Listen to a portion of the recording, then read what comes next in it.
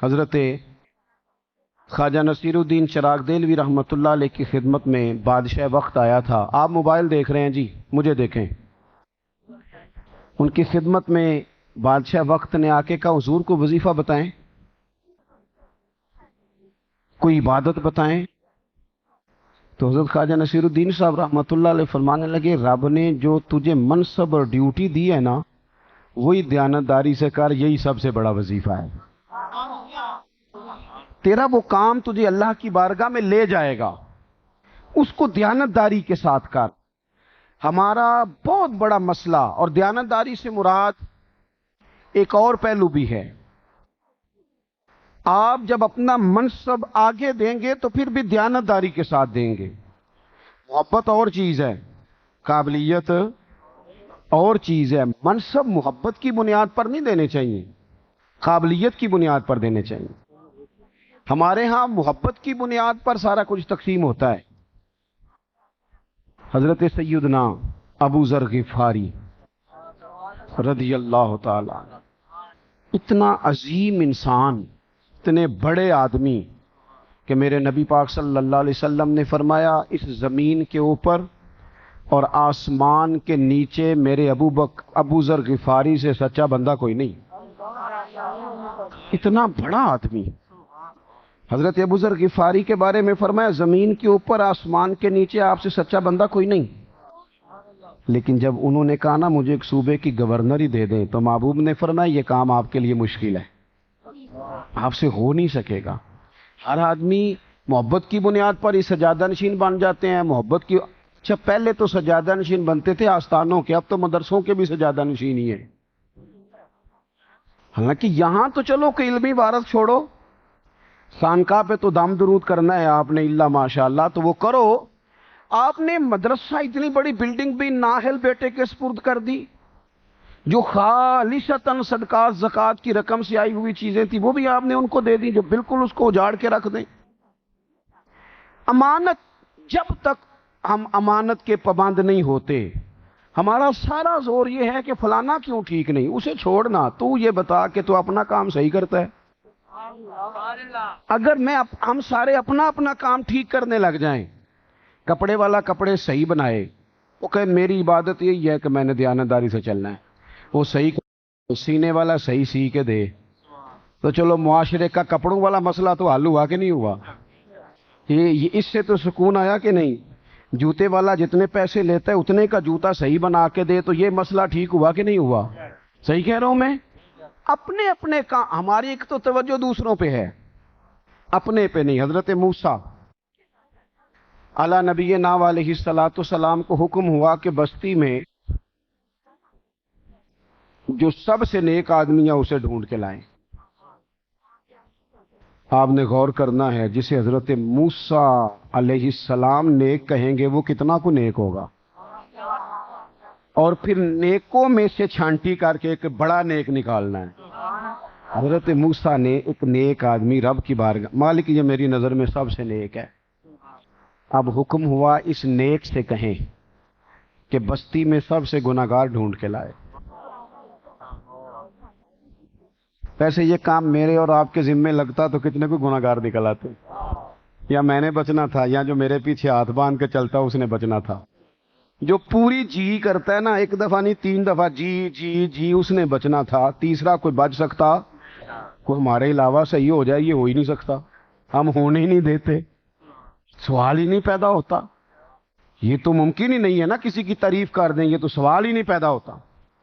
حضرت موسیٰ نے اس نیک آدمی سے کہا بھئی آپ نہ گناہگار بندہ بستی میں سے ڈھونڈ کے لائیں. اس نے ہاتھ باندھ دیا، عرض کی حضور یہ میرے والا کام نہیں، میں کہاں سے ڈھونڈوں گا گناہگار، رب کے بندوں کے میں کیسے ڈھونڈوں گا، مہربانی کریں. فرمایا آپ ہی کے ذمے. عرض کی حضور 3 دن کی مہلت چاہیے. 3 دن گزر گئے، مقررہ وقت پر گناہگار کو لانا تھا. کسے لائے؟ اپنے گلے میں رسی باندھی،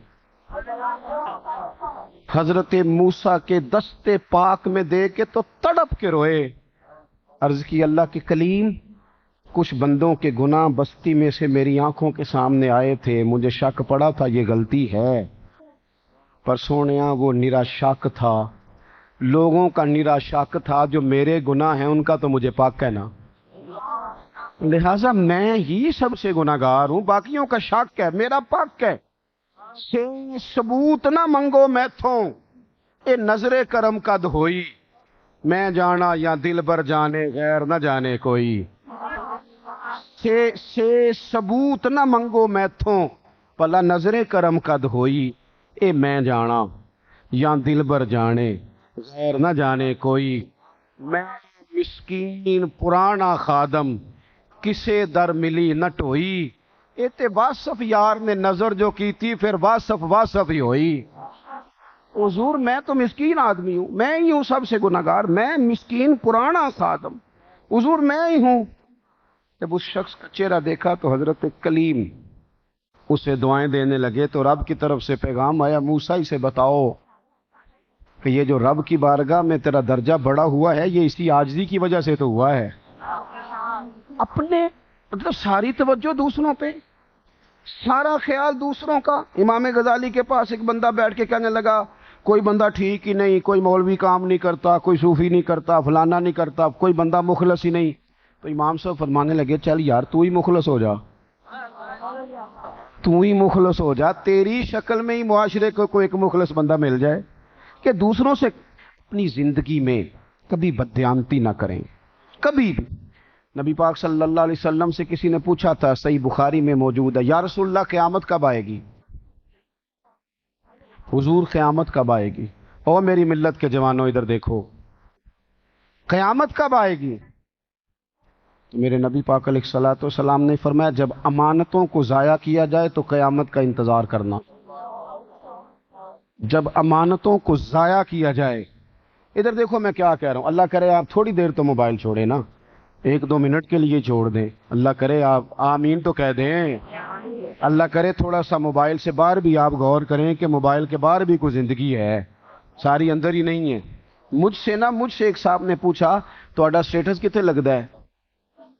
مسجد میں کھڑا ہوں، اللہ کے گھر میں باوضو ہوں، قسم اٹھا کے بتاتا ہوں مجھے لگانا ہی نہیں آتا ہی نہیں۔ اور بھی غم ہیں زمانے میں محبت کے سوا۔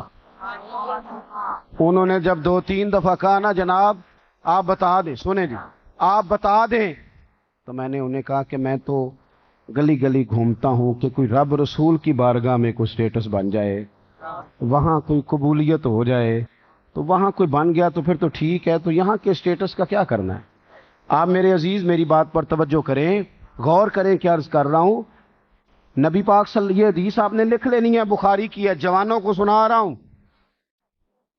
رسول پاک صلی اللہ تعالی علیہ وآلہ وسلم نے ارشاد فرمایا، یا رسول اللہ قیامت کب آئے گی؟ تو فرمایا جب امانتوں کو ضائع کیا جائے، آ جائے گی قیامت۔ عرض کی حضور امانتیں کیسے ضائع کی جائیں گی؟ تو نبی پاک علیہ السلام نے فرمایا، جب منصب عہدہ نااہل آدمی کو دیا جائے، جب عہدہ نااہل آدمی کو دیا جائے، نااہلوں کو جب عہدے ملیں، پھر قیامت کا انتظار کرنا۔ عہدے جب نااہلوں کو ملے، میں آج صبح ہاسپٹل گیا تھا، میری ہمشیرہ بیمار تھیں سرکاری ہاسپٹل میں۔ جس قوم کے مریضوں کو دوائی بھی نہ سکون سے مل سکے، ایک بیڈ پہ 3 مریض پڑے ہیں، کن کو آپ نے وزارتیں دی ہیں؟ کون سے لوگ آپ کے مسئلے حل کریں گے؟ اور قوم کا حال یہ ہے کہ جو پچھلی گورنمنٹ آئی تھی تو وہ کہتی تھی اس سے پچھلی کا قصور ہے، یہ کہہ رہی ہے اس سے پچھلی کا ہے، اور جو ان کے بعد آئیں گے چھوڑ دو ان کی جان، چھوڑ دو خدا را۔ انہیں کبھی روک کے پوچھا تو کرو کہ رام کہانیاں کیوں سناتے ہو؟ اس قوم کو سناتے ہو جن کے پاس کھانے کو دوائی نہیں۔ یہ میڈیا پہ بیٹھ کے ٹاک شو تب کیا جاتا ہے جب پیٹ روٹی سے بھرا ہوا ہو، اور جب رات کو غریب مزدور اپنی بیوی سے بات کرے اور بیوی کہے میرا دل نہیں کردا، میں تہاڈی جیب دا پتہ ہے، پر سویرے بچیاں دے ناشتے لئی کیوں کوئی نہیں جے پراٹھے پکان لئی۔ جب ماں باپ بنیادی ضرورتوں کے لیے بھی لوگ تڑپیں، ان لوگوں کو اہل کرتے ہیں، آپ نااہلوں کو امانتیں دیتے ہیں۔ مجرم نہ بنے ان کی سپورٹ کر کے، مجرم نہ بنے۔ اس ملک کا ایک ہی حل ہے اور وہ رسول اللہ کے نظام کا نفاذ ہے، اس کے علاوہ کوئی حل نہیں ہمارا، اس کو سمجھ لیں۔ تو میرے عزیز، اپنی زندگی کے اندر ایک بات کو طے کریں کہ کبھی امانت میں خیانت، کبھی خیانت، ایک چھوٹی سی عرض آپ لوگوں سے بھی کر لوں۔ اللہ تعالیٰ جب کسی بندے کو گاڑی دے دے نا تو وہ صرف اس لیے ہوتی ہے کہ سیاستدان کا جلسہ آئے گا تو جھنڈا لگاؤں گا، جلسے پہ جاؤں، اس لیے ہوتی ہے۔ اگر اللہ تعالیٰ کسی غریب کو امیر کرے تو شکر کا ایک طریقہ یہ بھی ہے کہ کسی مریض کو بھی کبھی گاڑی میں ہاسپٹل لے جاؤ، کبھی کسی بیمار کو منزل تک پہنچا دو۔ یہ ابھی عید گزری ہے نا، تو بعض لوگوں نے یہ سمجھا سخاوت صرف رمضان تک ہے، رمضان میں سخاوت کا ثواب زیادہ ہے، ورنہ دین سارا سال ہی ہے۔ اور راشن ونڈن والے ہو لوگوں، او عیدوں بعد بھی بھوک لگ دیجئے، عیدوں بعد بھی بھوک لگ دیجئے، تھوڑا سا بعد میں بھی توجہ کیا کرے۔ یہ شادیوں کا سیزن آیا تو غریب بیچارے تڑپ اٹھے۔ اب تو بچے والے نیک ہو گئے ہیں، انہوں نے جہیز مانگنا چھوڑ دیا، پتہ آپ کو؟ انہی منڈے والے جہیز مانگتے نہیں، پتہ؟ میں دسنا نا تم، یہ بریکنگ نیوز ہے، تازی سنو۔ اب نہیں لڑکے والے جہیز مانگتے، اب وہ سمجھدار ہو گئے۔ وہ کہندے نے تسی نا جہیز نہیں کوئی شے بھی دینی، بس اسی بندہ 600 لے آؤنا، انہوں روٹی چنگی دینی جے، جہیز نہیں اساں لونا، ایسے ہی ہے۔ تو 600 دی روٹی سستی پک جاندی، اور وہ جو 600 آئے ہیں ان کو روٹی گھر سے نہیں کبھی ملی، بچی کا باپ ہی دے گا تو کھائیں گے۔ کہاں کھڑے ہو گئے ہم؟ حضور کی امت تو مہربانیاں کرنے والی ہے، وہ تو پردہ پوشی کرنے والی ہے، بیٹیوں سے محبت کرنے والی۔ تے اسی تے پنجاب دے لوگ جے ساڈیاں تے تیاں اونجی سانجیاں ہوندیاں نے، ساڈے تے وڈیرے کہندے سن تی سانجی، تی پیڑاں سانجی۔ خدا را اس کو تھوڑا سا لوگوں کے لیے گنجائش بناؤ، ایک دوسرے کے لیے تکلیف کا سامان نہ کرو۔ ایک تو دیانتدار رہیں، دوسرا تھوڑی گنجائش بنائیں۔ میری ملت کے جوان کچھ کرنے کو تیار نہیں، تھکے تھکے سے، پریشان سے، کچی کچی باتیں، کمزور باتیں، کریں کیا؟ بور بڑے ہوتے ہیں، ساتھ چلنے والا کوئی نہیں۔ تو میں کہتا ہوں تو اور میں تو اس دین کے ماننے والے ہیں جہاں گلی سے روڑا اٹھانے کا بھی ثواب ملتا ہے، کانٹا اٹھانے کا بھی ثواب ملتا ہے۔ تو گلی تو ساری کچرے سے بھری ہوئی ہے، تو بور کس لیے ہو رہے ہو؟ تمہارے پاس کرنے کو ٹائم ہی کوئی نہیں۔ او خدا کے بندو، زندگی میں کچھ کام کرنا انسان کے ذمے ہے۔ اگر وہ اسی طرح رہے گا تو بھی اپنے وجود سے خیانت کرے گا۔ اگر اللہ نے کسی کو صلاحیت دی ہے، کچھ کر سکتا ہے، وہ نہیں کر رہا تو یہ بھی تو خیانت ہے۔ یہ جو ہمارے پاس سارا کچھ دیا ہوا ہے نا، اللہ کا ہے، ہمارا ذاتی، یہ ہمارا ذاتی۔ اگر ہم ان ساری چیزوں کے مالک ہوتے تو پھر قیامت میں ہمیں حساب نہ دینا پڑتا۔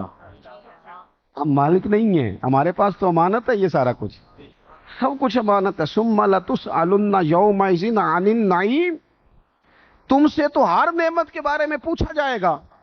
اور میرے نبی پاک صلی اللہ تعالی علیہ وآلہ وسلم نے ارشاد فرمایا، ادھر سنو، حضور نے فرمایا رب یہ بھی پوچھے گا مال کمایا کہاں سے؟ یہ بخاری مسلم ہے۔ چونکہ تمہیں اللہ نے فضل سے دیا ہے، تم مالک نہیں ہو، یہ بھی پوچھے گا کمایا کہاں سے، اور یہ بھی پوچھے گا لگایا کہاں تھا۔ یہ تم نے یہ بھی بتانا ہے کہ پیسے تو اللہ نے دیے تھے نا، تم نے غلط جگہ لگا دیے، ناجائز جگہ لگا دیے، چوروں ڈاکوؤں ظالموں کے سپورٹ میں لگا دیے، پوچھا جائے گا۔